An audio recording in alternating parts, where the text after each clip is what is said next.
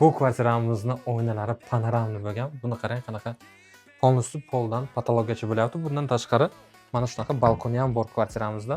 Bizlar hozir 4 xonali kvartiramizni kattalar yotoqxonasida turibmiz.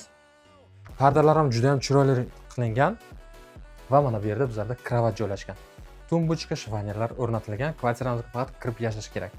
Ana endi boshqa xonalarni ko'rishni boshlaymiz. Mana bu yerda esa bizlarda bolalar yotoqxonasi joylashgan. Bolalar yotoqxonasida ham отдельно o'zining balkoni bor, kravat, pardalar qilingan va gilam ham to'shalgan.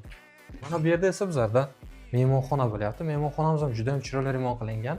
Devorlar attachmenti qilingan, konditsioner o'rnatilgan va bu tomonda bizlarda televizor joylashgan. Mana bu yer esa bizlarda oshxona bo'lyapti. Oshxonamiz ham juda ham chiroyli remont qilingan.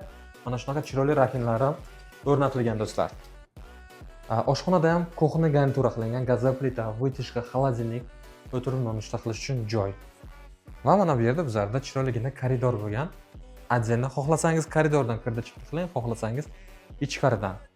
Va mana bu yerda bizlarda bolalar yotoqxonasi joylashgan. Yana bitta. Bizlar turgan joy hozir koridor bo'lyapti. Bu yerda mebel o'rnatilgan. Asosiy kirib kelishimiz eshigi, eng qizig'i smart eshiklar o'rnatilgan. Mana shunaqa. Va mana bu yerda bizlarda sanuzol. Kvartiramiz 4 xonali bo'lyapti, 125 kvadrat. Gagarinada joylashgan. Kvartiramiz 9 qavatda, 4-qavatda joylashgan, 125 kvadrat. Narxi, ma'lumotlari pastda bo'ladi. Telefon qilinglar, yana arzonroq qilib olib beramiz. Kimga qiziq bo'lsa agar, kvartira qidirib yurgan tanishlarga yuborib qo'yish esdan chiqmasin. Ko'rishguncha